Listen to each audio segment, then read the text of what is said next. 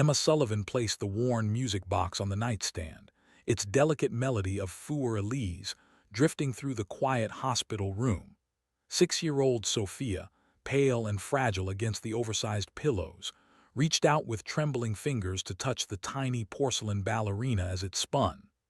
Behind the glass partition, a man in an expensive charcoal suit stood watching, his face carved from marble. Emma recognized him immediately. Alexander Hayes, CEO of Hayes Industries, the man Boston Magazine had dubbed the Ice Prince. But the way he looked at his daughter, with desperate pain hidden beneath layers of control, told Emma that some things couldn't be bought. When the music stopped, Sophia whispered, "Why doesn't Daddy ever sing to me anymore?" The question hung in the sterile air as Emma adjusted Sophia's IV line with practiced gentleness. It was nearly midnight on a Thursday in October, and Boston Children's Hospital settled into its familiar rhythm of hushed conversations and beeping monitors. Outside, autumn wind rattled the windows of the 8th-floor cardiac unit, carrying the scent of dying leaves from the common. "Sometimes grown-ups forget how to sing," Emma said softly, winding the music box again. "But that doesn't mean they don't want to." Sophia's eyes, the same deep blue as her father's, searched Emma's face. "Do you know my daddy?" Emma glanced toward the hallway where Alexander Hayes paced like a caged animal, his phone pressed to his ear. She'd been working nights at Children's for 3 years, long enough to recognize the particular desperation of wealthy parents who discovered money couldn't fix everything. But there was something different about this one. The other CEOs and trust fund bobbies demanded miracles with the arrogance of people accustomed to buying their way out of problems. Alexander Hayes looked like a man who'd already lost everything that mattered. "I know he loves you very much," Emma said, smoothing Sophia's dark hair. "That's the most important thing to know about any daddy." The little girl's breathing was labored, each breath a visible effort that made Emma's chest tighten. Sophia had been admitted 2 days ago with complications from a rare congenital heart condition. Her chart read like a medical textbook: multiple surgeries, experimental treatments, a lifetime of careful monitoring ahead, if she was lucky. "The music makes the scary feeling go away," Sophia said, her small hand still resting on the music box. "It sounds like before." "Before what, sweetheart?" "Before Mommy went to heaven and Daddy stopped smiling." Emma's heart clenched. She'd read about Catherine Hayes in the obituaries 2 years ago, young socialite, promising pianist, died from complications during Sophia's emergency C-section. The kind of tragedy that broke some people and turned others to stone. The music box wound down again, and Sophia's eyelids grew heavy. Emma was about to wind it once more when a shadow fell across the doorway. Alexander Hayes stood there, no longer on his phone, watching them with an expression she couldn't read. "Excuse me," he said, his voice low and controlled. "I need to speak with you." Emma rose slowly, noting how Sophia's fingers tightened around the music box. "Of course, Mr. Hayes, let me just—" Now it wasn't a request. In the hallway, fluorescent lights cast harsh shadows across his angular features. Up close, Emma could see the exhaustion etched around his eyes, the slight tremor in his hands that spoke of too much coffee and too little sleep. But his voice remained steady, businesslike. "I want to arrange for private nursing care," he said. 24-hour coverage, whatever it costs." Emma crossed her arms. "Sophia is receiving excellent care from our staff, Mr. Hayes. Our nurses are among the best in the country." "I'm sure they are." His smile was winter-thin. "But my daughter deserves better than excellent. She deserves the best." The condescension in his tone sparked something hot in Emma's chest. She'd dealt with entitled parents before, but something about his assumption that money could solve everything, especially when his daughter was clearly crying out for his attention, not his wallet, made her jaw clench. "With respect, Mr. Hayes, what Sophia needs most can't be purchased. She needs her father to stop treating her like a problem to be solved and start treating her like a little girl who misses her daddy." Color drained from his face, then returned in an angry flush.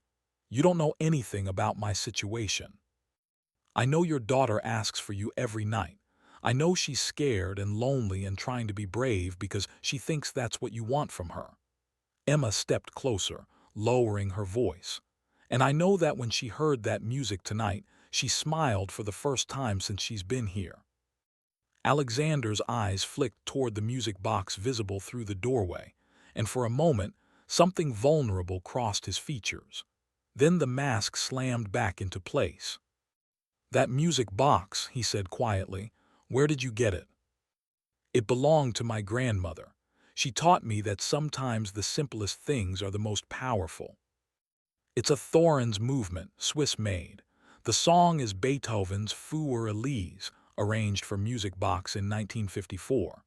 He spoke like he was reciting facts from a textbook, but his voice had gone soft. "My wife had one just like it." Emma felt something shift between them, a hairline crack in his armor. "Did she play piano?" "She was going to be a concert pianist. Before," he trailed off, his gaze returning to Sophia, who had drifted off to sleep with the music box clutched against her chest. "Sophia has her hands," Emma said gently. "Long fingers, musician's hands." Alexander's throat worked. Catherine always said that she was going to teach her. He straightened, the vulnerability disappearing.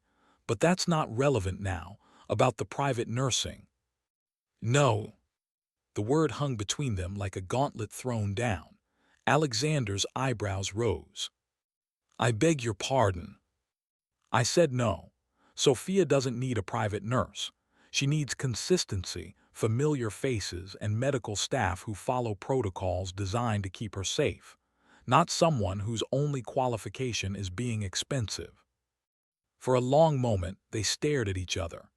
Emma could practically see him calculating whether to have her fired, transferred, or simply steamrolled with a phone call to the hospital board. She'd seen it all before, but she'd also seen what happened to children whose parents threw money at problems instead of love.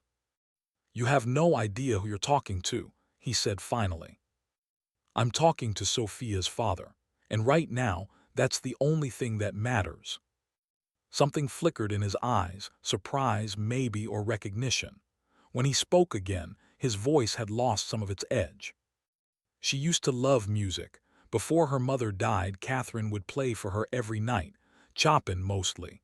Sophia would fall asleep to the sound of the piano." He paused. "I haven't played since the funeral." "Why not?" The question seemed to catch him off guard. "Because it hurts too much. Because every note reminds me of what we lost. Because I can't." He stopped, seeming to realize how much he'd revealed. Emma softened her tone. "Sometimes the things that hurt us are the same things that can heal us. You don't understand. When Catherine died, I promised myself I'd never let Sophia go through that kind of loss again. The only way to protect her is to control everything, her environment, her treatment, her safety. Music is," he struggled for words, "music is chaos, it's feeling. It's everything I can't afford to let in." "But she's already lost something, hasn't she? She's lost the father who used to make her mother laugh, the father who shared music with the woman he loved." Alexander's jaw tightened. That man couldn't save his wife. This man might save his daughter. Before Emma could respond, a soft sound made them both turn. Sophia was awake, watching them through the glass with those impossibly blue eyes. "Daddy," she called out, her voice small and hopeful, "will you come sit with me?" Alexander hesitated, and Emma saw the war playing out across his features, love battling with fear, hope wrestling with control. Finally, he stepped into the room, moving to Sophia's bedside with careful, measured steps. "How are you feeling, sweetheart?" he asked, but he didn't touch her, didn't sit down. He remained standing, hands clasped behind his back like he was conducting a board meeting. "Better when the music plays," Sophia said. "Emma's music box sounds like Mommy's." Alexander's hands clenched and Emma saw him swallow hard. "Does it?" "Uh-huh, remember how Mommy used to play piano? You used to play too before." Sophia's face scrunched in concentration. Before you got sad. I'm not sad, Sophia, I'm busy. There's a difference. But Sophia shook her head, her child's wisdom cutting through his careful words. Busy is when you have lots of work. Sad is when you don't want to play anymore. Emma watched Alexander's composure crack, watched him struggle to maintain the distance he'd built around himself like a fortress.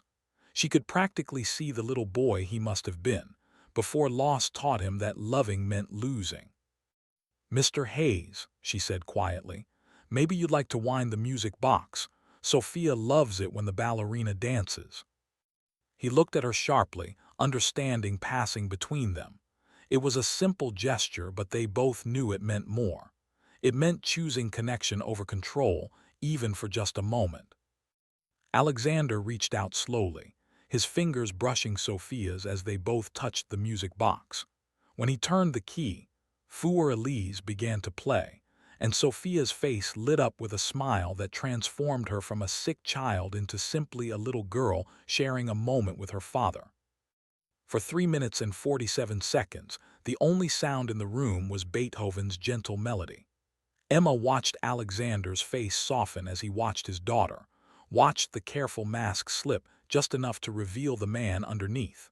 The one who'd loved a woman who played piano, who'd once dreamed of teaching his daughter to make music. When the song ended, Sophia was asleep again, the music box cradled in her arms. Alexander stood frozen for a moment, then turned and walked out without another word. Emma followed him into the hallway, where he stood with his back to her, shoulders rigid. Mr. Hayes. Thank you, he said without turning around, for that. Sophia needs more than 3 minutes, you know. I know, his voice was barely audible, but 3 minutes is all I can manage right now. Emma studied his profile, seeing past the expensive suit and careful control to the grief he carried like a weight. Healing doesn't happen on a schedule, Mr. Hayes. It happens one moment at a time. He turned then, meeting her eyes directly for the first time since they'd been introduced. And what makes you think I want to heal? The question caught her off guard with its raw honesty.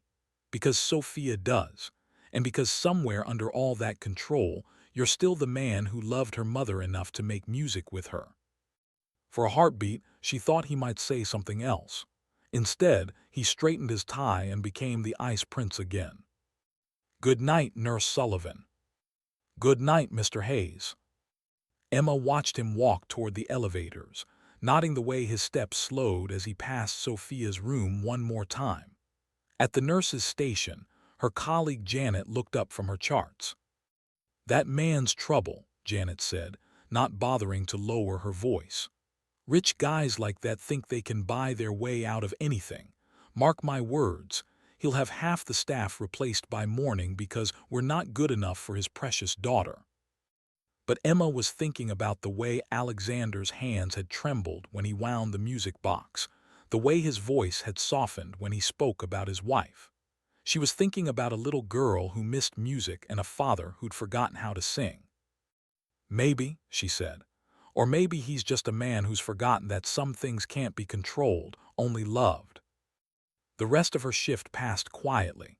Sophia slept peacefully, clutching the music box, while Emma made her rounds and updated charts.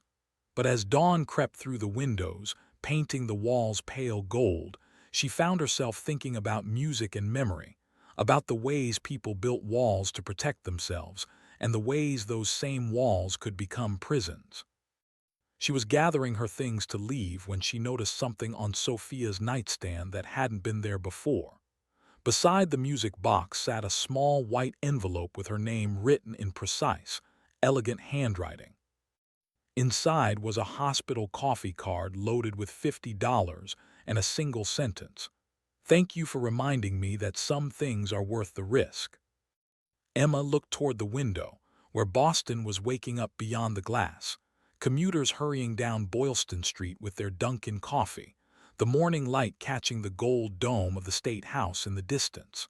Somewhere in this city, Alexander Hayes was probably already at his office, burying himself in the kind of work that could be controlled and measured and solved with money.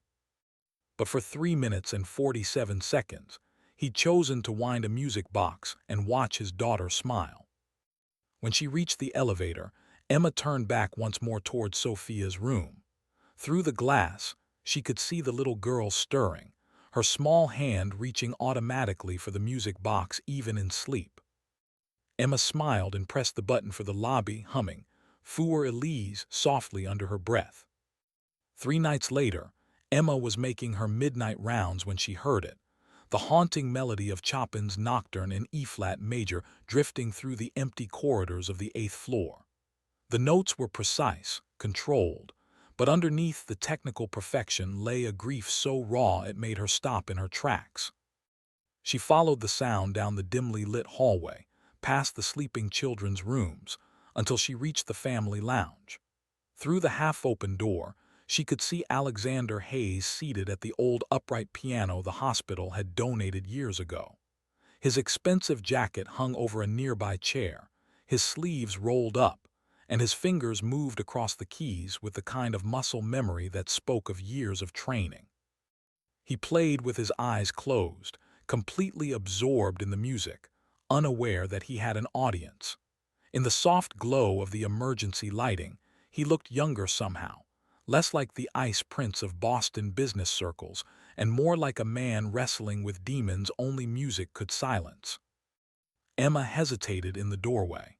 Every instinct told her to walk away, to give him this private moment of vulnerability. But something about the way he played, as if he were conducting a conversation with ghosts, made her step into the room instead.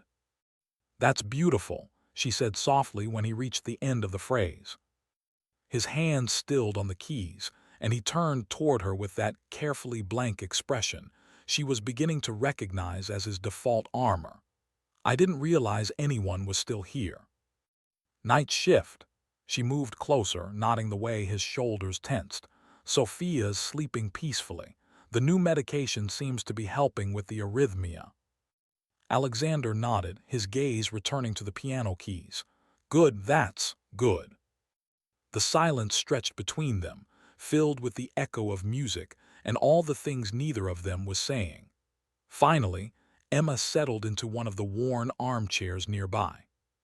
"How long have you been playing?" she asked. 26 years, started when I was 6.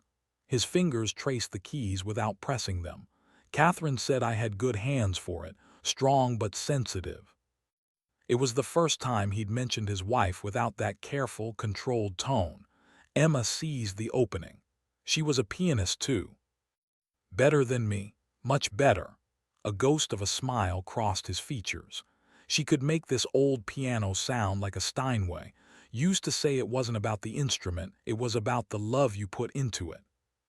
"She sounds wise." Alexander's laugh held no humor. She was. About everything except picking husbands. She should have married someone who could give her the life she deserved, someone who could protect her. The raw pain in his voice made Emma's chest tighten. "You loved her, that's not nothing." "Love didn't save her." His hands clenched in his lap. "All my money, all my connections, the best doctor's money could buy, none of it mattered when the complications started. I stood there and watched her slip away, and there was absolutely nothing I could do." Emma had read Catherine Hayes's medical file. Emergency C-section due to placental abruption, massive hemorrhaging, every intervention attempted. Sometimes medicine had limits that wealth couldn't transcend. "Is that why you stopped playing?" she asked gently. "I stopped everything that reminded me of her. The music, the concerts we used to attend, even the house. I sold it and bought something completely different. I thought if I could just control the environment, eliminate the variables that caused pain." He shrugged. "It seemed logical at the time." "But Sophia was one of those variables, wasn't she? The biggest one." Alexander's jaw tightened. "Sophia is the most important thing in my world. Everything I do is to protect her." "From what?" "From losing anyone else she loves, from the kind of pain that breaks people." He met her eyes directly. "From me." The admission hung in the air between them like a bridge neither was sure they should cross. Emma studied his face, seeing past the controlled exterior to the man beneath, someone who'd convinced himself that love was dangerous, that caring too much led only to loss. She's already lost something, though, Emma said carefully. She's lost the father who made music with her mother. That man failed to protect the most important person in his life. That man loved completely and lost someone precious. Those aren't the same thing. Alexander's hands moved to the keys again, picking out a simple melody, something Emma recognized as a children's song, though played with sophisticated harmonies that spoke of classical training. This was Sophia's favorite, he said quietly. Catherine would play it every night before bed. After the funeral, Sophia asked me to play it and I couldn't. I sat at our piano for an hour and I couldn't make my hands work. She cried herself to sleep that night and the next night and the next. Finally, I hired a nanny who sang instead. Emma's heart ached for both of them. The little girl who'd lost her mother and her father's music in one devastating blow, and the man who tried to protect himself and his daughter from further pain by shutting down completely. What happened to the piano? Sold it, along with everything else that reminded me of before. He played another few bars, then stopped. This hospital piano is probably the first time I've touched keys since the funeral. But you still remember how. Muscle memory. He flexed his fingers. Catherine used to say music lived in your hands, not your head, that you could forget the theory but your hands would always remember love. The way he said it with that mixture of longing and loss made Emma bold. She was right, you know, about the love. Alexander's eyes snapped to hers. What do you mean? I mean the way you played just now. It wasn't just technical skill. There was love in it for her, for Sophia, for the music itself. You can't fake that, no matter how much you try to shut it down. For a moment she thought he might argue. Instead, he played a few more notes, softer this time, as if he were testing her theory. Sophia asks about music sometimes, he said eventually. About why I don't play anymore, why we don't have a piano at home. I tell her I'm too busy, but she sees through it. Kids see through everything, don't they? Emma smiled. They're like emotional X-ray machines, can't lie to them. Catherine would have wanted Sophia to learn. We used to talk about it, piano lessons, maybe violin too. Catherine thought music would be good for her development, help her express emotions she couldn't put into words. His voice caught slightly. She had it all planned out. Sophia still could learn. No, the word came out sharp, final. Music is. It's too much. Too connected to everything I've lost. I can't risk letting her get attached to something that might be taken away. Everything might be taken away, Emma said gently. That's the nature of love, it's always a risk. But the alternative is living in a world without music, without connection, without joy. Is that really the kind of protection you want to give her? Alexander stared down at the keys, his internal struggle playing out across his features. When he finally spoke, his voice was barely audible. I dream about Catherine sometimes. She's at our old piano playing Chopin and Sophia is sitting beside her on the bench trying to reach the keys. In the dream, Catherine looks at me and says, "She has your hands, Alex. Teach her to make beautiful things." Then I wake up and the silence is so complete it feels like drowning. Emma felt tears prick her eyes. Maybe the dreams aren't about what you've lost. Maybe they're about what you still have to give. I don't know how to give any more without losing myself in the process. Then maybe it's time to learn. They sat in comfortable silence for a while, the weight of the conversation settling around them like snow. Finally, Alexander began to play again, something soft and tentative, as if he were having a conversation with the keys themselves. "This is terrifying," he admitted without stopping. "Sitting here, playing music, talking about Catherine without wanting to put my fist through a wall. 3 months ago, I wouldn't have been able to do this." What changed? He glanced toward the doorway, in the direction of Sophia's room. a little girl who asked why I don't sing anymore, and a night nurse who doesn't take no for an answer. Emma felt heat rise in her cheeks. I was just doing my job. No, you weren't. Your job is to monitor vitals and dispense medication. You didn't have to care about whether Sophia felt loved. You didn't have to challenge me when I tried to throw money at the problem. You certainly didn't have to sit here listening to a grieving widower work through his emotional baggage at 1 in the morning. Maybe I did, Emma said quietly. Maybe caring about the whole patient, not just their medical needs, is exactly what the job requires.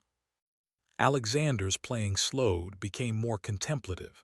Tell me about your music box, the one that belonged to your grandmother.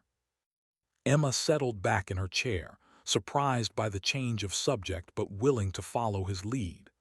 Nana Rose gave it to me when I was 7. She said music was medicine for the soul, and that someday I'd understand what she meant. I used to wind it every night before bed and imagine the tiny ballerina was dancing just for me. And now I understand what she meant.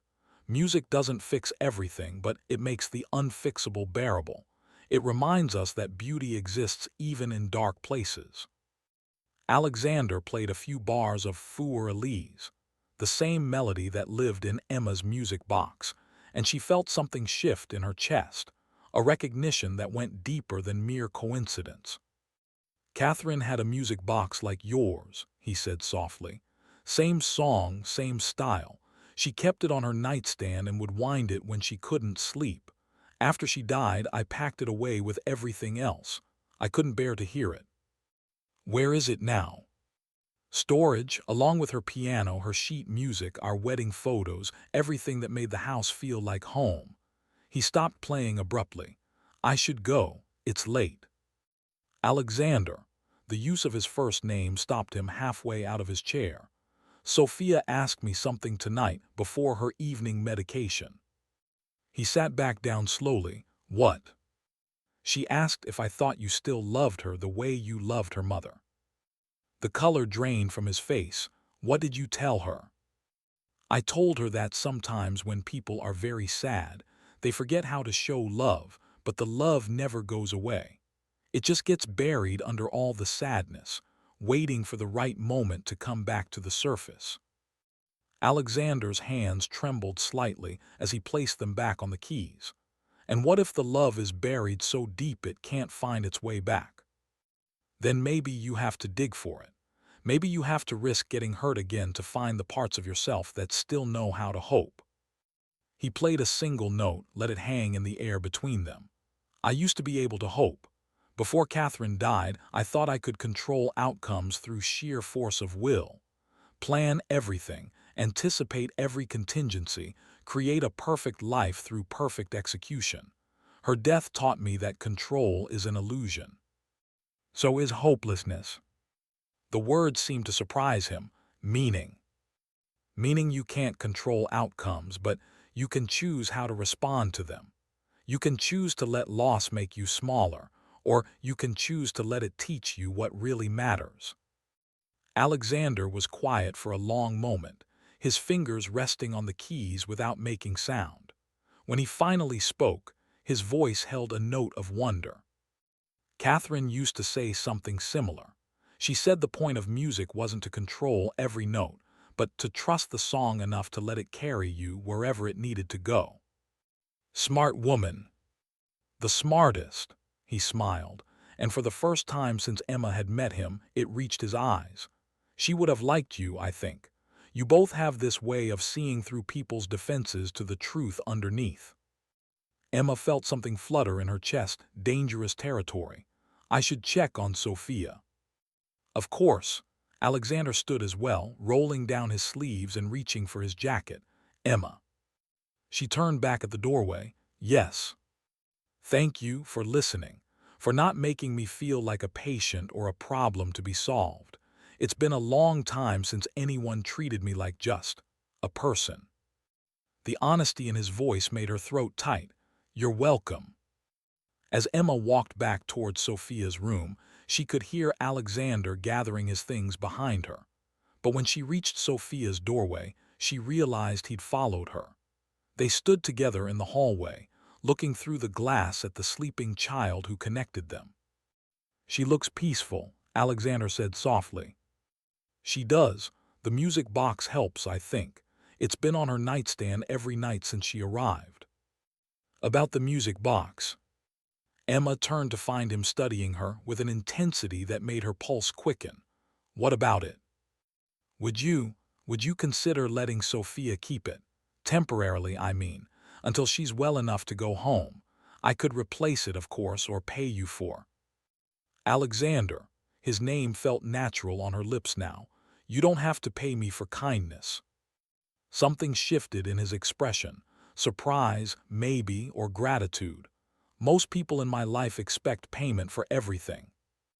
"I'm not most people." "No," he said quietly, "you're not." They stood there for a moment, the weight of connection settling between them like a bridge built from music and understanding.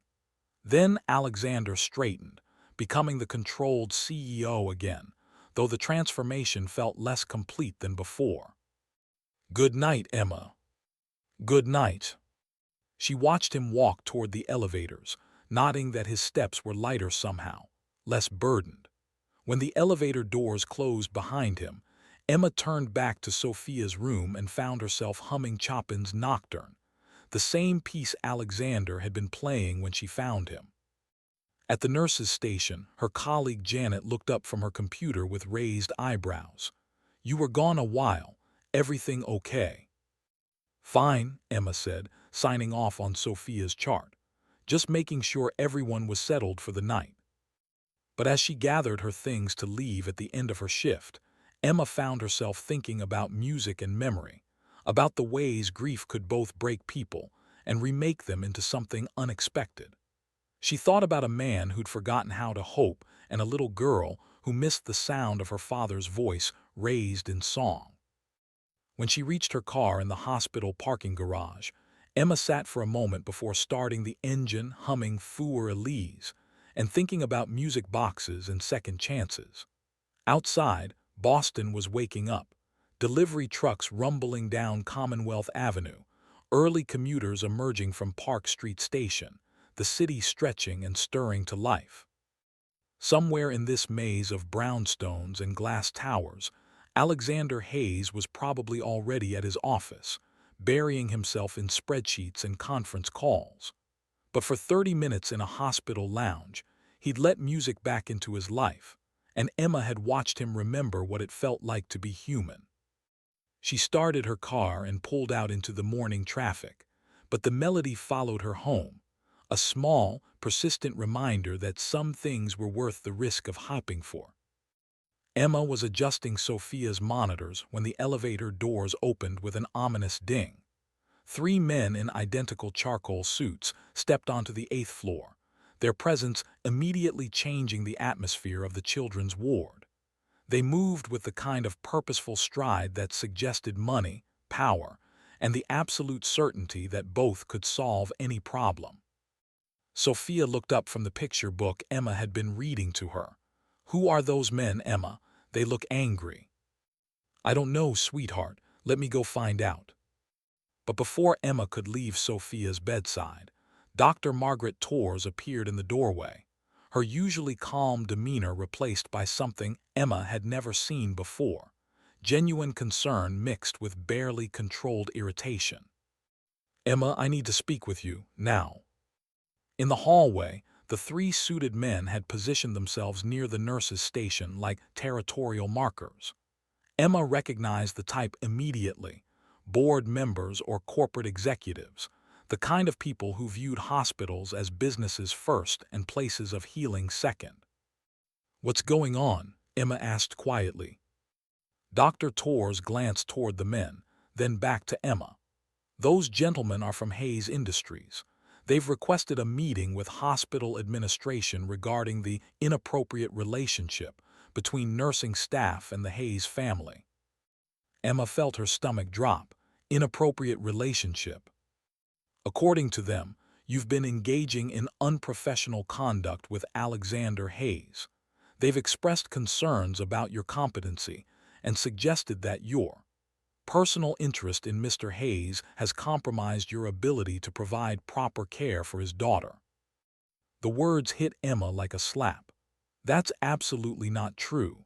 I've done nothing but provide the best possible care for Sophia.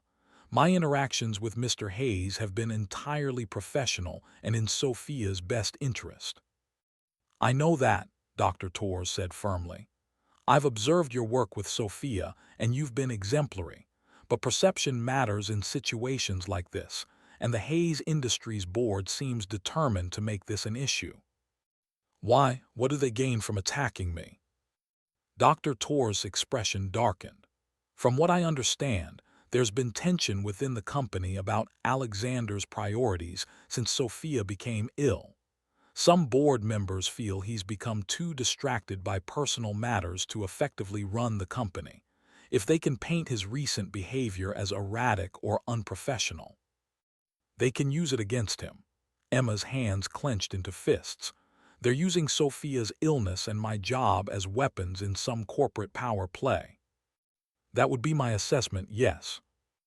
Emma looked back towards Sophia's room, where the little girl was still clutching the music box, completely unaware that her presence in the hospital had become a battleground. What do they want? Your reassignment to a different floor, effective immediately.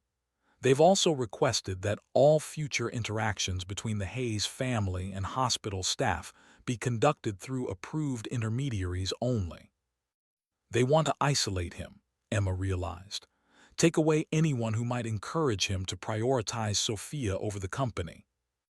Before Dr. Torres could respond, one of the suited men approached them.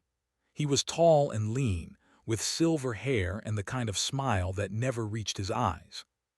Dr. Torres, I'm Richard Blackwood, chairman of the Hayes Industries Board. I trust you've discussed our concerns with Nurse Sullivan. Dr. Torres straightened to her full height, which was considerable. I've informed Nurse Sullivan of your accusations. I've also reviewed her performance record, which is impeccable. Your request for her reassignment is denied. Blackwood's smile became sharper. I'm afraid you may not fully understand the situation, Doctor.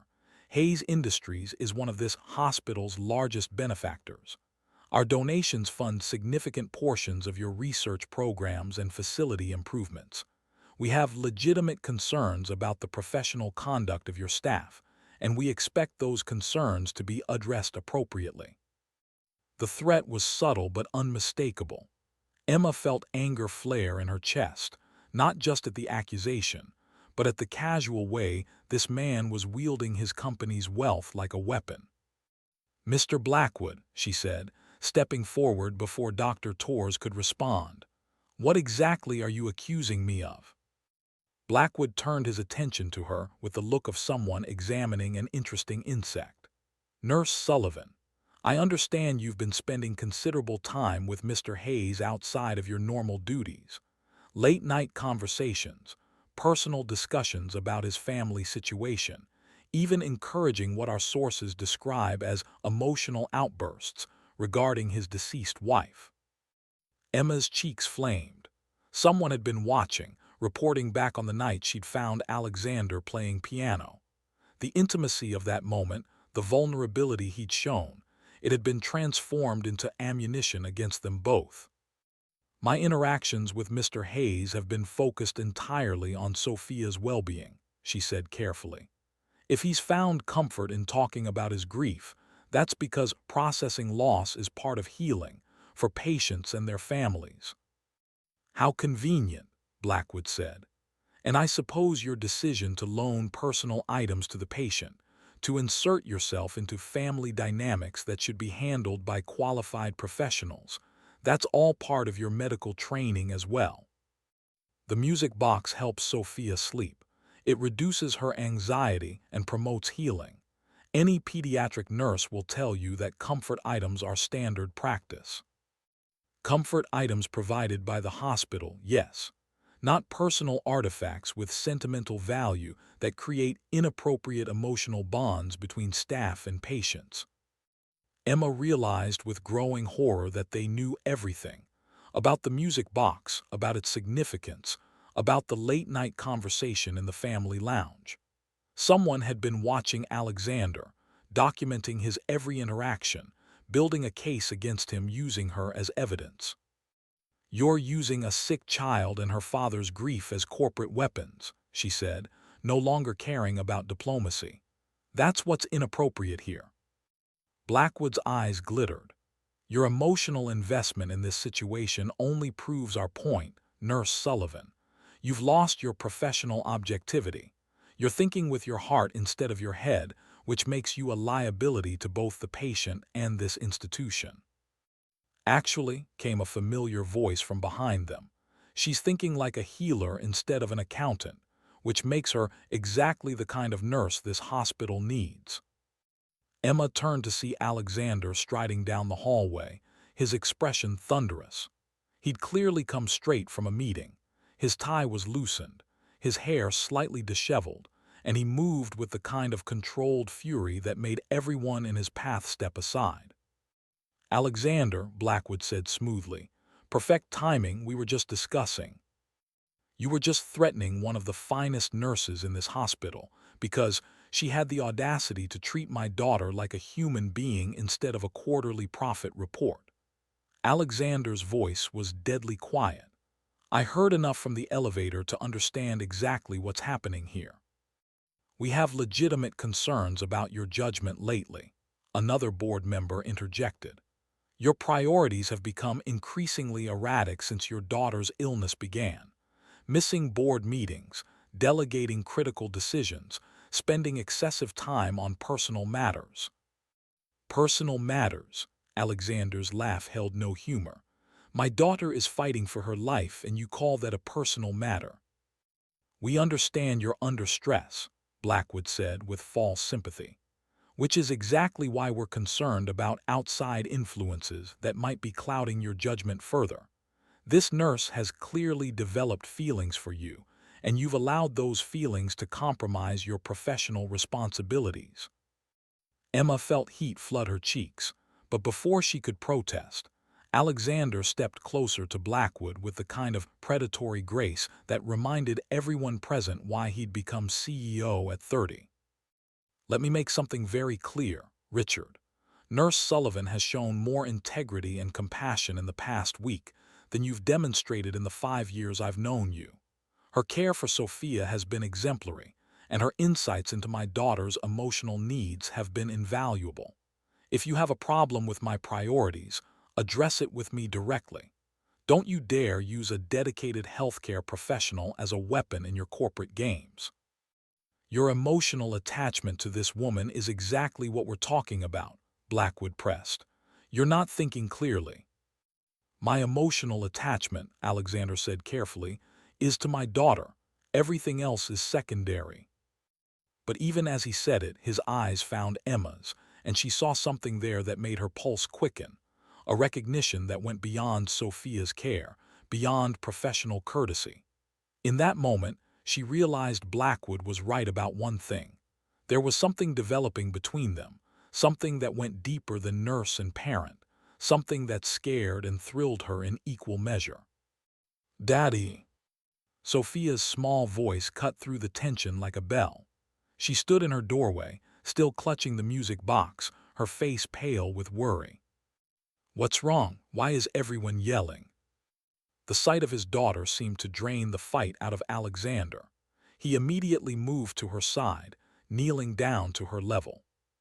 "Nothing's wrong, sweetheart. These gentlemen were just leaving." But Sophia's eyes were fixed on Emma, reading the distress in her face with the intuitive accuracy of childhood. "Emma, are you sad?" Before Emma could answer, Sophia moved toward her, wrapping small arms around Emma's waist with fierce protectiveness. "Don't be sad, Emma. The music box makes everything better."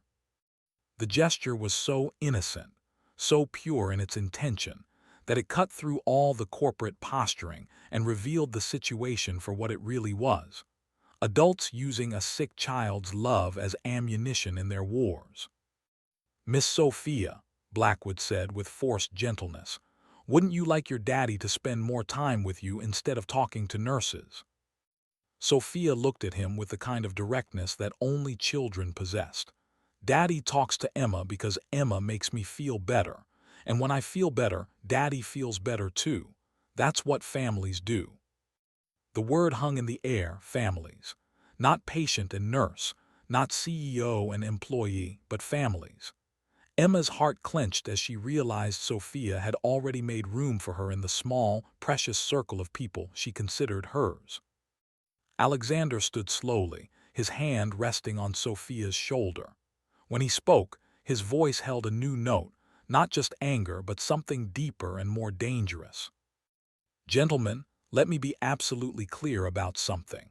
My daughter is the single most important thing in my life. Anyone who helps her heal, who brings her comfort, who makes her smile, those people have my complete support and gratitude.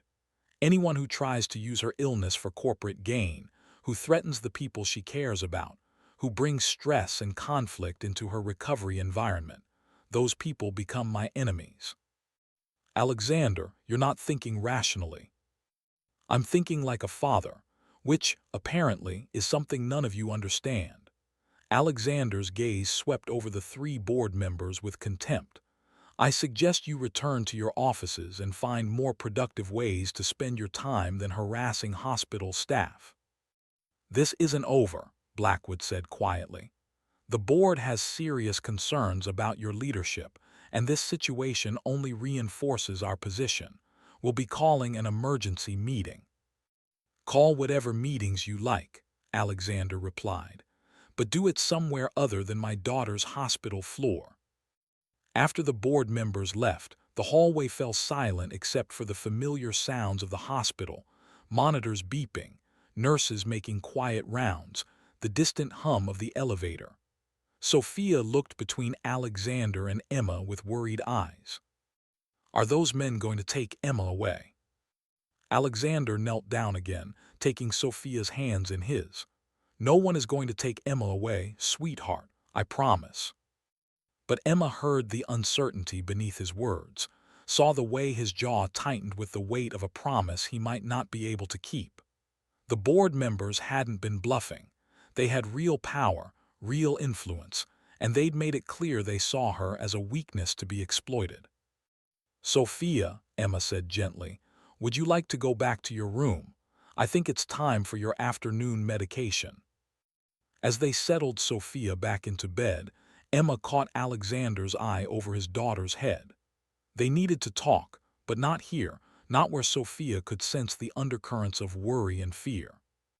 I have some paperwork to finish, Emma said. Mr. Hayes, would you mind walking with me? I have some questions about Sophia's discharge planning.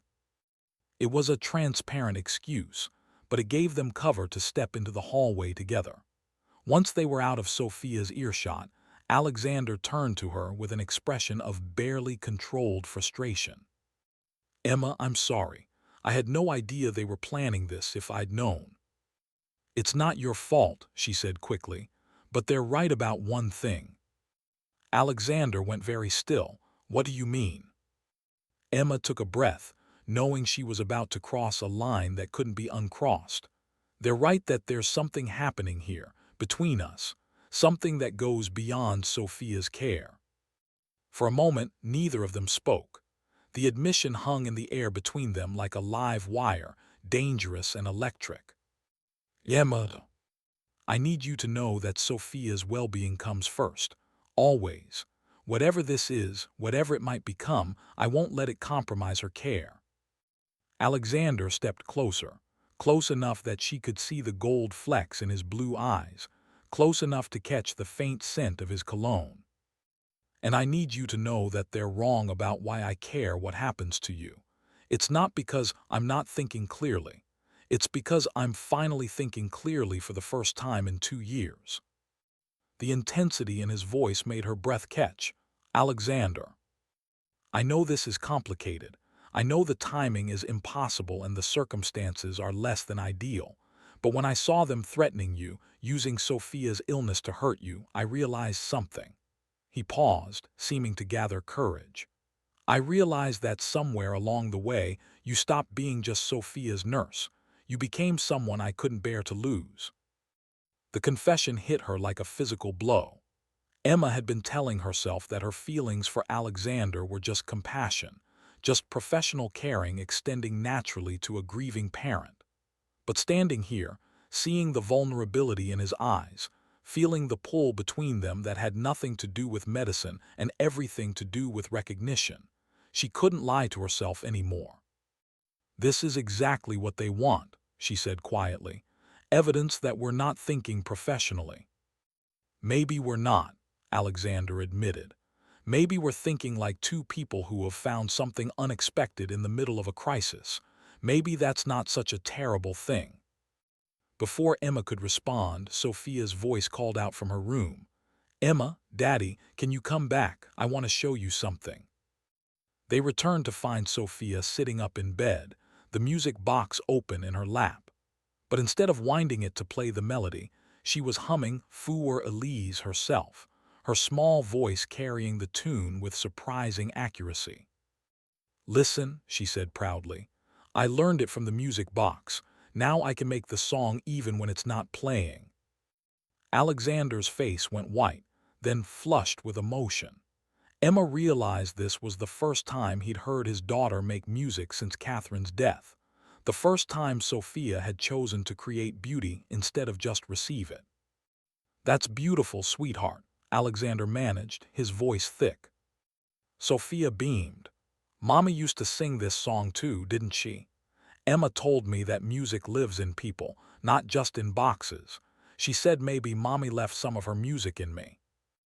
Alexander's eyes met Emma's over Sophia's head, and she saw gratitude there so deep it took her breath away. In trying to comfort a little girl, she'd given him back something he thought was lost forever, the knowledge that Catherine's love lived on in their daughter, expressed not through grief but through joy. "Yes," Alexander said softly, "Mommy left her music in you, and maybe it's time we learned to play together again." Sophia's face lit up with hope. "Really? You'll teach me piano?" "I'll teach you everything I know." As Sophia began humming again, Emma quietly slipped toward the doorway, giving them this moment of reconnection. But Alexander's voice stopped her. "Emma," when she turned, he was looking at her with an expression that made her heart race. "Thank you for all of it." She nodded, not trusting her voice, and stepped into the hallway. But as she walked toward the nurse's station, Sophia's clear voice followed her, humming Für Elise with the kind of pure joy that made Emma believe in the possibility of healing, not just from illness, but from loss, from fear, from the wounds that taught people to stop hopping for more than they thought they deserved. Behind her, she could hear Alexander's deeper voice joining Sophia's melody, tentative at first, then stronger, as father and daughter made music together for the first time in 2 years. The sound followed Emma through the rest of her shift, a reminder that some things were worth fighting for, even when the odds seemed impossible. Emma arrived for her shift Thursday evening to find her access card denied at the hospital entrance. The security guard, Tom, looked uncomfortable as he explained that she'd been placed on administrative leave pending an investigation into professional conduct violations. "I'm sorry, Emma," he said, avoiding her eyes. "Orders came down from administration this afternoon. You're not allowed on the premises until further notice." Standing on the sidewalk outside Boston Children's Hospital, Emma felt the October wind cut through her scrubs like a blade.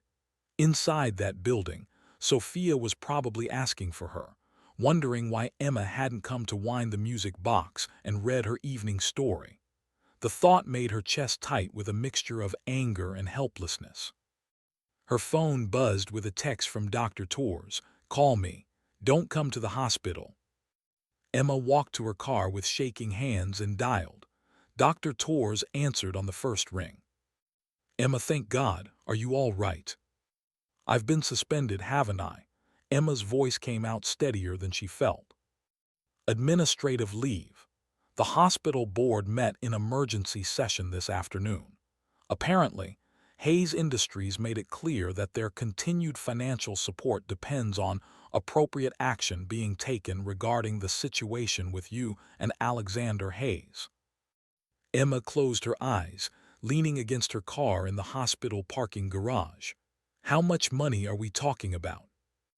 8 million in annual donations, plus they're threatening to pull funding for the new cardiac wing. Dr. Torr's voice was tight with frustration. Emma, I fought for you. I told them your record is spotless, that you've done nothing but provide exceptional care for Sophia Hayes. But when they're threatening to cut funding that supports dozens of programs, I understand. And she did, even though it felt like a knife between her ribs. What about Sophia, who's taking care of her tonight? I've assigned Janet to cover her case. She's experienced, professional. She doesn't know about the music box, Emma interrupted. Sophia won't sleep without it. She needs the routine, the comfort. Has anyone told her where I am? Dr. Torres was quiet for a moment. Alexander Hayes requested that information when he arrived this evening. I told him about the administrative leave. He was not pleased. Emma could imagine Alexander's reaction. The controlled fury, the way his jaw would tighten as he processed the board's retaliation. She wondered if he blamed himself, if he was sitting in Sophia's room right now watching his daughter ask for Emma, and knowing it was his fault she wasn't there. Dr. Torres, can you do me a favor? Can you make sure whoever's covering Sophia's care knows about the music box? She winds it before bed and it helps her sleep. It's important. Of course, Emma, Dr. Torres hesitated. This isn't over. There are procedures, appeals processes. We're not going to let them destroy your career over corporate politics. But as Emma drove home through the narrow streets of North End, past the Italian restaurants where she usually grabbed dinner before her shifts, she wondered if fighting was worth the cost. Hayes Industries had made their position clear. Remove Emma from the equation, or face financial consequences that would hurt far more patients than just Sophia. Her phone rang as she was climbing the stairs to her apartment. Alexander's name flashed on the screen, and her heart did something complicated. Emma, I just heard what happened. This is my fault. I should have anticipated they'd retaliate against you. Alexander, where are you calling from? The hospital parking lot. I couldn't. I needed to hear your voice before I went up to see Sophia. Emma unlocked her apartment door, stepping into the small space that suddenly felt too quiet, too empty. How is she? Asking for you. The new nurse tried to give her the music box, but Sophia said it doesn't sound right when strangers wind it. His voice cracked slightly. She thinks you're angry with her, that she did something wrong. The words hit Emma like a physical blow. Oh God, Alexander, you have to tell her it's not her fault. She's just a little girl. I know, I tried to explain, but she keeps asking when you're coming back. Emma, I can't watch her go through this. I can't let them hurt her to get to me. Something in his tone made Emma's stomach clench with dread. What do you mean? I'm resigning from Hayes Industries, effective immediately. Without me as CEO, the board loses their leverage over the hospital. You can come back and Sophia gets her nurse back. Alexander, no. You can't give up everything you've built because of me. It's not everything I've built. It's a company. Sophia is everything I've built that matters. Emma sank onto her couch, overwhelmed by the magnitude of what he was offering to sacrifice. What about Sophia's medical bills, her treatments, the experimental procedures you mentioned? I have personal resources. Investments, assets separate from the company, will be fine. But your life's work. My life's work is being Sophia's father. Everything else is just noise. The conviction in his voice was absolute, and Emma realized he'd already made the decision. She was witnessing the moment Alexander Hayes chose love over control, family over empire. There's something else, he continued. Catherine's parents called this afternoon. They've been monitoring the situation and they're petitioning for custody of Sophia. Emma's blood turned to ice. What? They claim I'm emotionally unstable, that my recent behavior proves I'm unfit to raise her. The board members have been feeding them information about my absences from work, my inappropriate relationship with hospital staff, my declining mental state. They're using everything against you. Every moment of vulnerability, every time I've chosen Sophia over corporate responsibilities, every conversation we've had, it's all being twisted into evidence that I'm falling apart. Alexander's laugh was bitter. The irony is that I've never been more clear about what matters, but clarity looks like chaos to people who have never understood love. Emma pressed her hand to her chest, trying to ease the ache there. Alexander, maybe you should. Don't. His voice was sharp. Don't tell me I should distance myself from you to protect Sophia. Don't tell me I should choose between the people I care about to appease the people trying to hurt us. I wasn't going to say that. What were you going to say? Emma took a shaky breath. I was going to say maybe you should fight. All of them. The board, Catherine's parents, anyone who thinks they can use Sophia as a weapon. Maybe it's time to stop trying to control outcomes and start trusting that love is stronger than politics. The silence on the other end stretched so long Emma wondered if the call had dropped. When Alexander finally spoke, his voice was rough with emotion. Do you know what you're asking me to do? I'm asking you to be the man who played piano for his daughter tonight, the man who chose family over fear, the man who taught me that some things are worth fighting for even when the odds are impossible. Emma, he said her name like a prayer, like a promise. If I fight this, it gets ugly. They'll use every weapon they have, drag both of us through the mud. Your reputation, your career, your life, none of it will be safe. Then we'd better win. The simple words hung between them, carrying the weight of a decision that would change everything. Emma realized she just crossed the point of no return, choosing to stand with Alexander and Sophia regardless of the cost. There's a custody hearing scheduled for Monday, Alexander said quietly. If I lose, you won't lose. Sophia belongs with you. Anyone who spends 5 minutes with you two together can see how much you love each other. Love might not be enough. They have lawyers, money, influence. They'll paint me as an unfit father who chose his emotions over his daughter's stability. Then we'll paint them as opportunists who are using a child's illness to settle old grievances. Alexander, you're not the same man you were when Catherine died. You've learned to hope again, to let people in, to make music. That's not instability, that's healing. Emma heard movement in the background, voices calling Alexander's name. I have to go, he said. Sophia's asking for me, but Emma, thank you for believing in us, for being willing to fight. Where else would I be? After he hung up, Emma sat in her apartment as darkness fell over Boston. Outside her window, she could see the lights of the hospital in the distance, could imagine Sophia lying in her bed wondering where Emma had gone. The music box would be sitting on the nightstand, silent without familiar hands to wind it. Emma's phone rang again.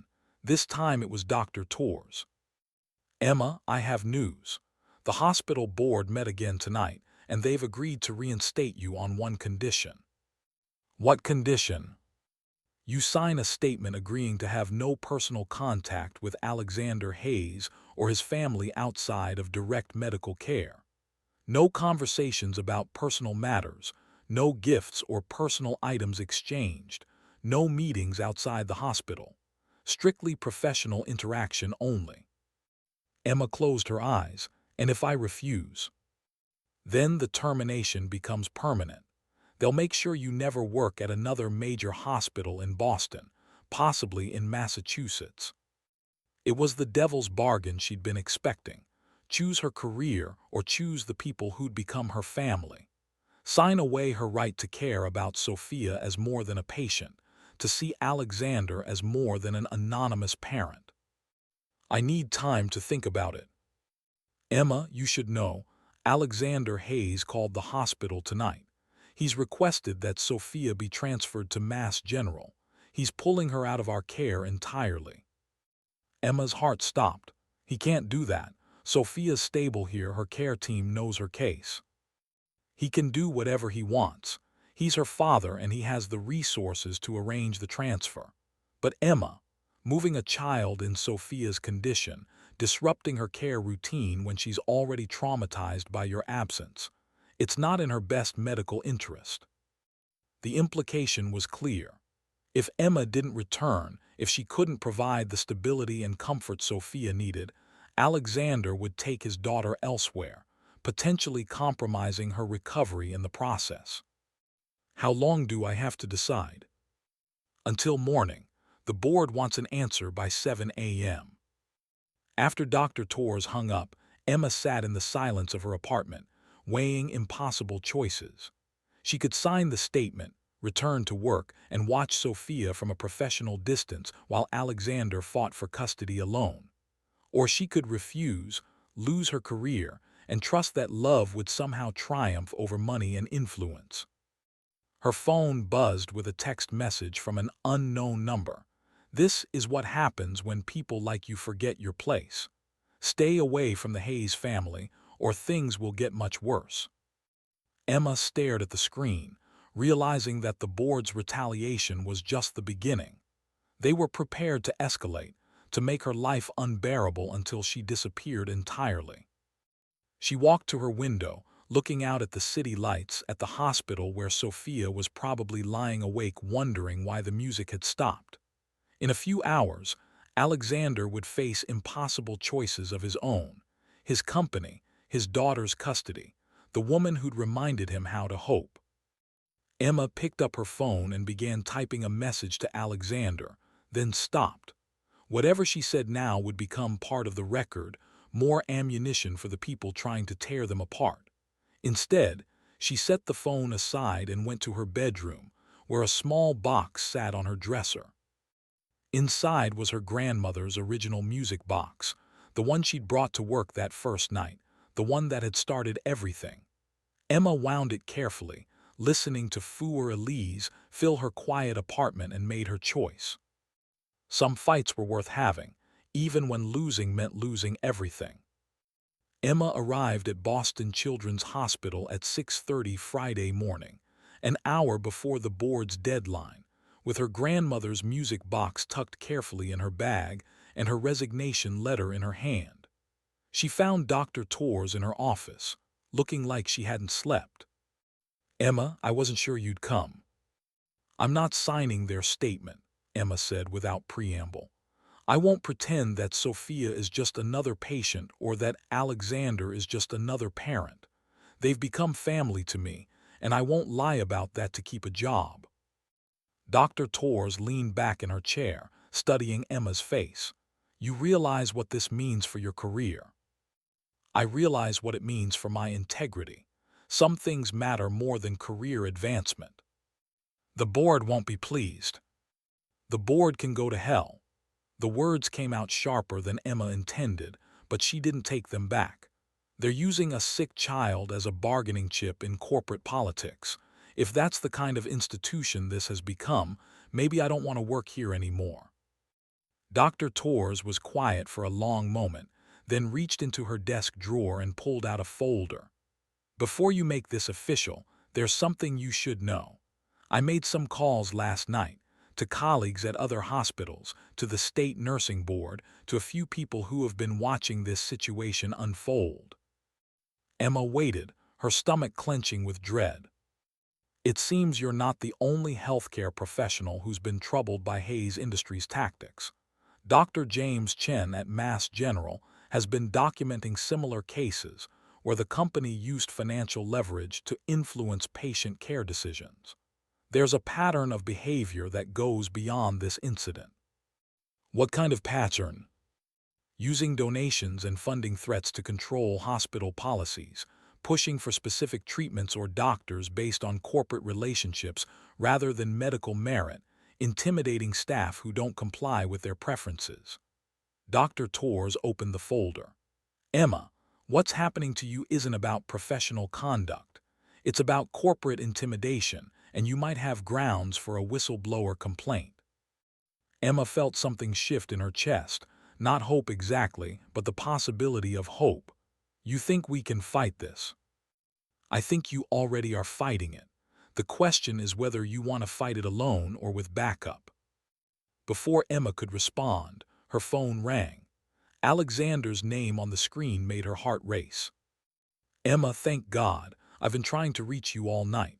Sophia had an episode around midnight. Her heart rate spiked, and she wouldn't calm down until.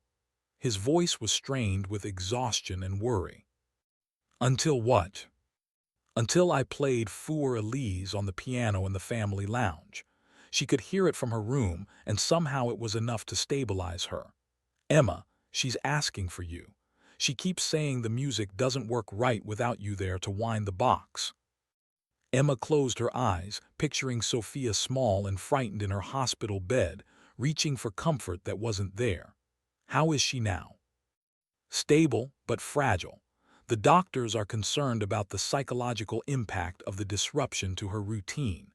They're recommending we postpone the transfer to Mass General until she's stronger. Good, that's good. Emma looked at Dr. Torres, who was listening with obvious concern. Alexander, I'm at the hospital now. I'm going to try. You can't come up here. Hospital security has orders to escort you off the premises if you try to access the patient floors. The casual cruelty of it hit Emma like a slap. They were keeping her from a frightened child who needed comfort, using security guards and administrative policies as weapons. Then we need another plan, Emma said firmly. Dr. Torres is here with me. Let me call you back. After she hung up, Dr. Torres stood up with the expression Emma had learned to recognize as her fighting face.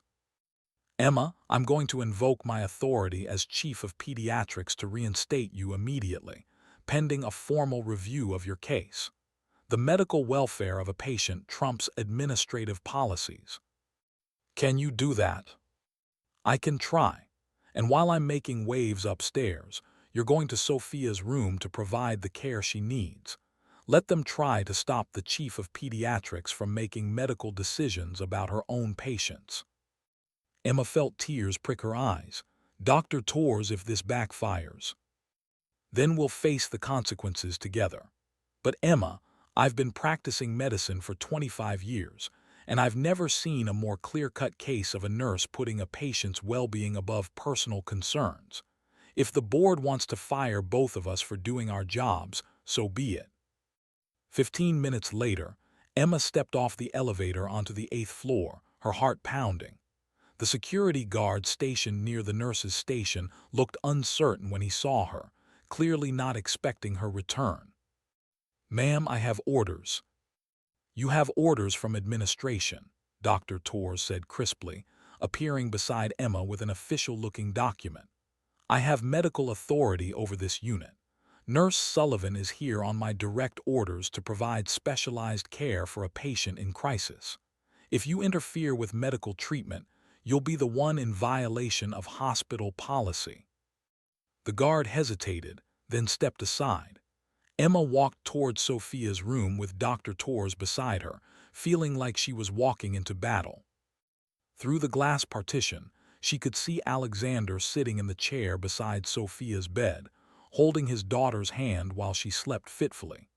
He looked up as they approached, and the relief in his eyes was so profound it took Emma's breath away.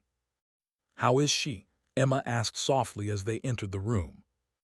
Better now that you're here, Alexander said, standing to face her. Emma, I heard about the resignation letter. You can't sacrifice your career for us. I'm not sacrificing anything. I'm choosing what matters most. Sophia stirred at the sound of Emma's voice, her eyes fluttering open. When she saw Emma, her face transformed with a smile so bright it could have powered the entire hospital. Emma, you came back. I knew you would. Emma moved to Sophia's bedside, feeling the rightness of being there settle into her bones.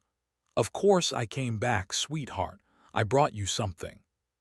She pulled her grandmother's music box from her bag, not the one Sophia had been using, but the original, with its more intricate carving and richer sound. Sophia's eyes widened with wonder. Is that another music box? This one belonged to my grandmother, just like the other one. But this one is special. It has extra magic because it carries all the love my grandmother gave me when I was your age. Emma wound the box carefully, and Fleur Elise began to play with a depth and resonance that filled the room. Sophia's breathing immediately became easier, her small body relaxing into the pillows. "It sounds like home," Sophia whispered. "That's because home isn't a place," Emma said gently. "Home is where the people who love you are." Alexander's hand found Emma's, their fingers intertwining naturally. In that moment, surrounded by the music that had brought them together, they looked like what they were becoming, a family. "There's something else," Alexander said quietly. "I spoke with my lawyers this morning. They think we have a strong case against the custody petition. Catherine's parents have been out of Sophia's life for 2 years by their own choice. Courts don't typically favor grandparents who only appear when they want to make a point." "What kind of point?" Emma asked. "They're still angry about Catherine's death. They blame me for not being able to save her, and they see Sophia as a way to punish me. But their lawyer made a mistake yesterday. He mentioned that they'd be willing to reconsider the custody petition if I agreed to certain business arrangements with their company." Emma felt anger flare in her chest. They're using Sophia as leverage for a business deal. "Attempted extortion, according to my legal team. It undermines their entire case and shows their true motivation isn't Sophia's welfare." Dr. Torres, who had been observing from the doorway, stepped forward. "And I'll be providing testimony about Sophia's medical needs and the importance of stability in her care environment. Moving her from established relationships during her recovery would be detrimental to her health." Sophia looked up at the adults around her with the intuitive wisdom of childhood. "Are you talking about me?" Alexander knelt beside her bed, his voice gentle but honest. "Some people think they know what's best for you better than Daddy does, but we're going to show them that you belong with the people who love you most." "Emma loves me," Sophia said matter-of-factly. "And you love Emma, so we should all stay together." The simple truth of it, spoken with such clarity, made Emma's throat tight with emotion. Out of the mouths of babes came wisdom that adults spent years learning to accept. "Yes," Alexander said softly, his eyes meeting Emma's. "We should all stay together." Over the next few hours, Emma fell back into her routine of caring for Sophia as if she'd never left. She updated charts, administered medications, and provided the comfort and stability that had been missing since her suspension. Sophia's vital signs improved steadily, her anxiety levels dropping as familiar rhythms were restored. But late in the afternoon, reality intruded in the form of Richard Blackwood and 2 other board members appearing on the unit. They moved with the same predatory purposefulness Emma remembered from their previous encounter. Dr. Torres intercepted them at the nurse's station.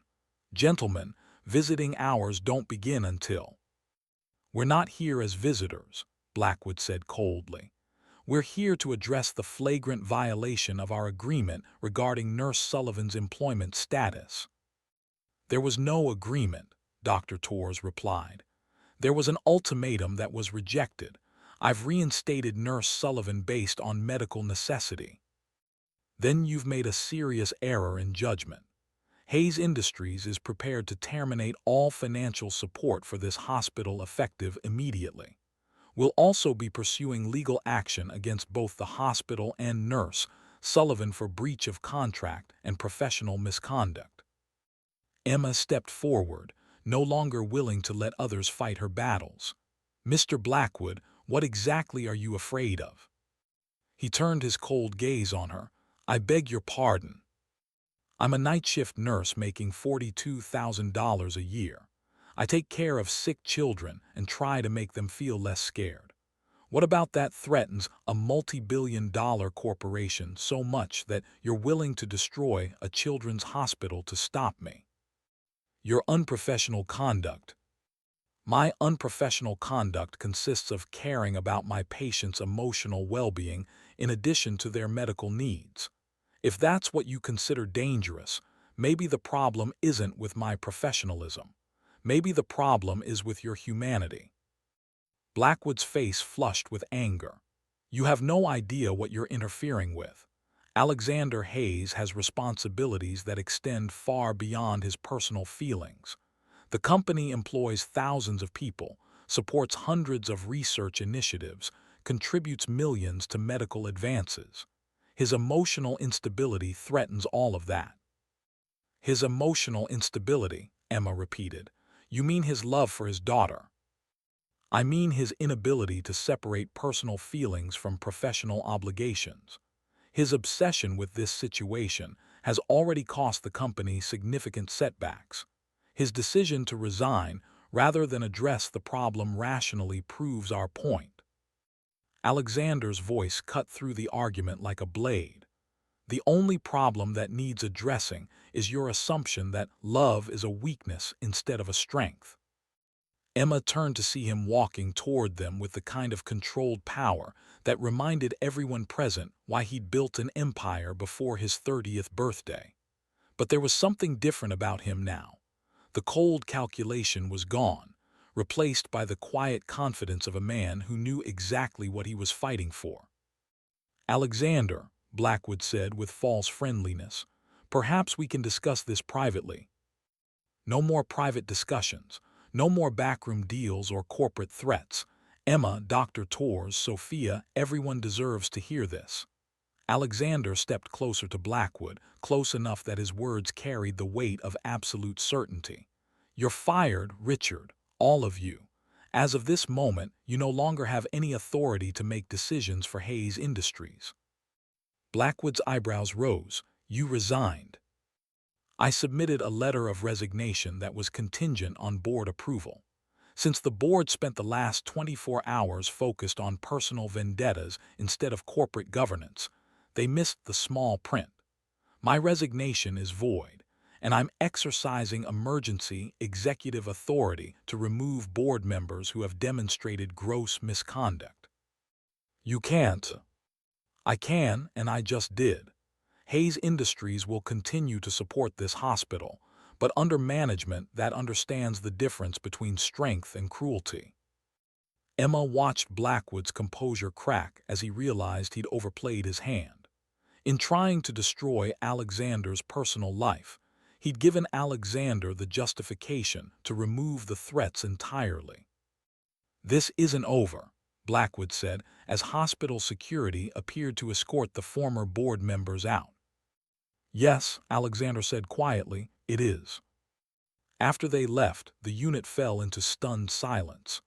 Emma realized she was shaking, not with fear, but with the aftermath of adrenaline and the dawning understanding that they'd actually won. "Is it really over?" she asked. Alexander took her hands in his, steadying them both. "The corporate threats are over.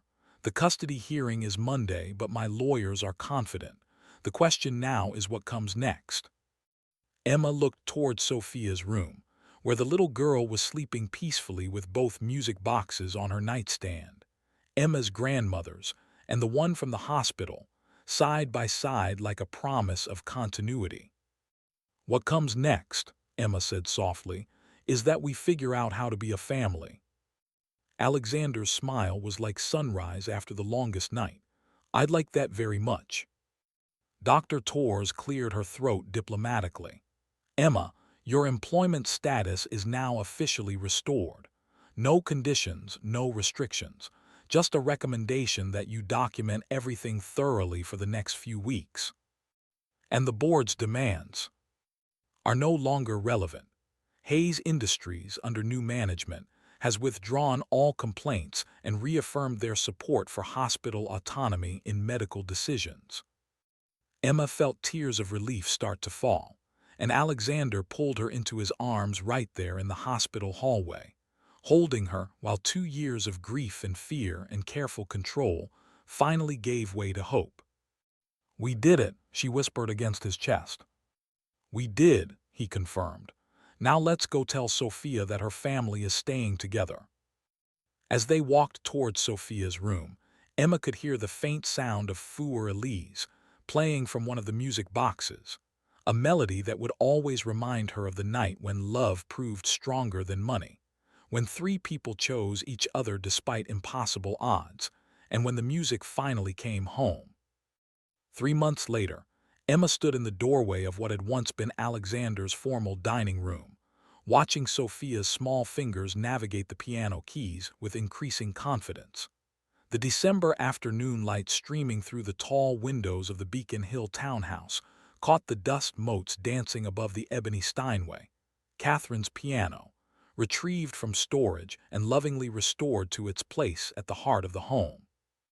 "No, like this, Daddy," Sophia said patiently, demonstrating the fingering for a simple scale.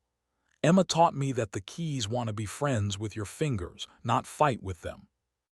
Alexander, sitting beside his daughter on the piano bench, smiled with the kind of unguarded joy that still took Emma's breath away. "Is that what Emma taught you?" "Uh-huh, she says music is like love. The harder you try to control it, the more it wants to run away. But if you're gentle and patient, it comes to you all by itself." Emma felt her cheeks warm as Alexander's eyes found hers across the room. In the 3 months since they'd moved in together, first as Sophia's nurse during her extended recovery, then as something more, Emma had learned that loving the Hayes family meant becoming part of their music, adding her voice to their harmony rather than trying to conduct the song. The custody hearing had been brief and decisive. Catherine's parents, faced with evidence of their attempted extortion and testimonies about Sophia's emotional well-being, had withdrawn their petition entirely. Alexander's lawyers had been thorough, but in the end, it was Sophia herself who'd made the strongest case. Sitting in the judge's chambers, she'd explained with 6-year-old clarity that her family was her daddy and Emma, and that was where she belonged. "Emma, come play with us," Sophia called out, patting the space on the other side of the bench. "We're learning the song from the music box." Emma crossed the room, her stocking feet silent on the Persian rug that Alexander had insisted they buy together, one of dozens of small decisions that had transformed his house into their home. As she settled beside Sophia on the piano bench, the little girl immediately leaned into her warmth with the unconscious trust that still made Emma's heart swell. "Show me what you've learned," Emma said, placing her hands lightly over Sophia's to guide her through the opening notes of Für Elise. The melody rose from the piano with crystalline clarity, each note a small miracle of coordination and concentration. Sophia had taken to music with the natural aptitude Catherine had predicted, but more than that, she'd taken to the joy of it, the simple pleasure of making something beautiful with people she loved. "Perfect," Emma murmured as Sophia completed the phrase without error. "Your mom would be so proud." Sophia beamed, then turned to Alexander with expectant eyes. "Your turn, Daddy, play the hard part." Alexander's hands found their place on the keys, and the simple melody transformed into something richer, more complex, as he added harmonies and counter-melodies that spoke of years of training and natural talent. But more than technical skill, his playing carried emotion, love for his daughter, grief transformed into gratitude, hope for the future they were building together. Emma watched his hands move across the keys, remembering the night she'd first heard him play alone in the hospital lounge, wrestling with ghosts and grief. That man had been brilliant but broken, controlled but empty. This man, the one who played children's songs with the same intensity he'd once brought to Chopin nocturnes, had learned to let love make him vulnerable and found strength in that vulnerability. "Now all together," Sophia announced with the authority of a conductor addressing her orchestra. Emma added a simple alto harmony while Sophia carried the melody and Alexander provided the bass foundation. The music filled the room, spilled out into the hallway, rose to the vaulted ceilings like a prayer of thanksgiving. Through the windows, Boston stretched before them, the common dusted with early snow, the State House dome catching the winter light, the city they'd learned to call home together. When the song ended, Sophia clapped her hands with delight. "We sound like a real family." "We are a real family," Alexander said gently, smoothing her dark hair. "Music just helps us remember it." Sophia nodded with the wisdom of a child who'd learned early that families weren't just about blood, but about choice and love and showing up for each other even when it was hard. "Emma, are you going to marry Daddy?" The question, delivered with typical 6-year-old directness, made Emma's heart stutter. She and Alexander had talked around the subject, danced near it in quiet moments, but they'd been careful not to rush toward anything that might feel forced or premature. "Sophia," Alexander said carefully, "that's something Emma and I need to decide together." "I know," Sophia interrupted with a roll of her eyes, "but I already decided. I want Emma to be my real mom, not just my friend who takes care of me. And I want us to be a family with papers that say so, like the ones that say Daddy owns the house." Emma felt tears prick her eyes at the matter-of-fact way Sophia had reduced complex emotions to simple logistics. Marriage certificates were just papers that made official what the heart already knew. But sometimes papers mattered. Sometimes making things official was how you told the world that love was permanent, worth fighting for, worth building a life around. "What do you think, Emma?" Alexander asked softly, his blue eyes holding hers with an intensity that made the room disappear around them. "Would you like to be Sophia's real mom? Would you like papers that say we're a family?" The proposal, if that's what it was, came without fanfare or orchestration. Just a man asking a woman if she wanted to make their improvised harmony permanent. Emma looked at Sophia's hopeful face, at Alexander's careful expression that couldn't quite hide his vulnerability, at the piano that had brought them together, and the music that had taught them how to love without trying to control. "I would like that very much," she said simply. Sophia whooped with joy and launched herself into Emma's arms, nearly knocking her off the piano bench. Alexander's smile was like sunrise, transformative and warm, and when he leaned across his daughter to kiss Emma, the gesture felt like a promise and a homecoming all at once. "When?" Sophia demanded, bouncing with excitement. "When will we have the wedding? Can I wear a fancy dress? Can we have cake?" Emma laughed, holding the little girl close while Alexander's hand found hers across Sophia's small body. "Yes to the fancy dress and the cake. As for when, that's something your daddy and I need to plan together. Soon though, right, before my next birthday." "Probably before your next birthday," Alexander confirmed, his thumb tracing circles on the back of Emma's hand. "But Sophia, even without a wedding, we're already a family. The wedding will just be a party to celebrate what we already have." Sophia considered this with the seriousness of a child processing important information. Like how the music box plays the same song whether it's wound up or not. The song is still there, but winding it up makes it so everyone can hear it. Emma and Alexander exchanged a look of amazement. Sometimes Sophia's insights cut straight to the heart of things with a clarity that left adults speechless. "Exactly like that," Emma said softly. "The love is already there. A wedding just makes it so everyone can hear it." As if summoned by the conversation, the soft melody of Für Elise began to play from the mantelpiece. Emma's grandmother's music box, given a place of honor in their living room, had been wound by Sophia during her afternoon exploring and was now adding its voice to the moment. "Nana Rose's music box likes weddings," Sophia announced with complete certainty. Emma smiled, remembering her grandmother's words about music being medicine for the soul.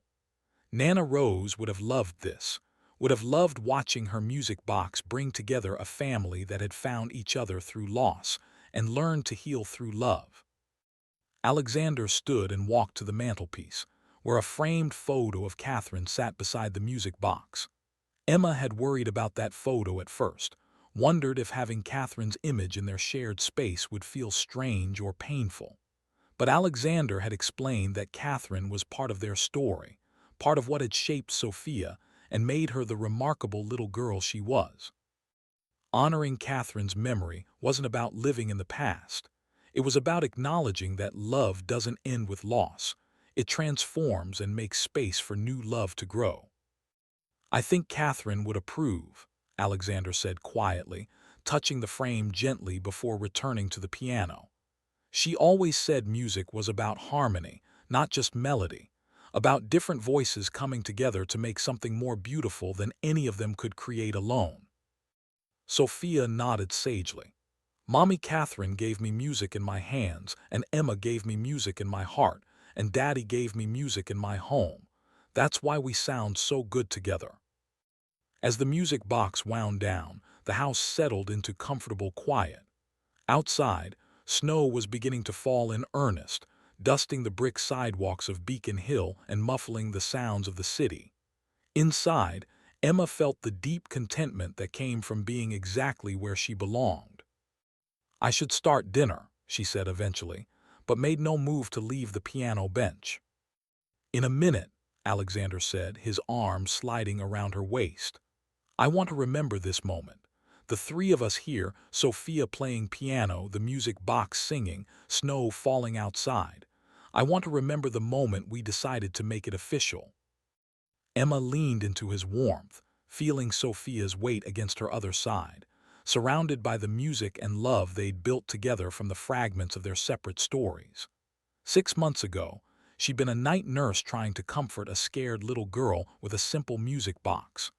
Now she was part of a family, planning a wedding, building a life with people who'd taught her that love was worth every risk she'd been afraid to take. "Play something else," Sophia requested, her hands returning to the keys. "Something happy." Alexander and Emma exchanged a smile, then joined their hands with hers on the piano. Together, they began to play a simple melody, not Für Elise this time, but a song they were making up as they went along, letting the music carry them wherever it wanted to go. The improvised song filled the house with warmth and possibility, drifted out onto the snowy streets of Boston, rose up to the winter sky like a declaration of hope. And if you listened carefully, if you knew what to listen for, you could hear three distinct voices in the harmony: a little girl's bright melody, a man's steady bass, and a woman's gentle alto, all weaving together into something that sounded exactly like home. Outside, the city sparkled under its blanket of snow, full of millions of stories being written and rewritten every day. But inside the townhouse on Beacon Hill, three people who'd found each other through music continued to play, continued to create the song that would carry them into whatever came next together.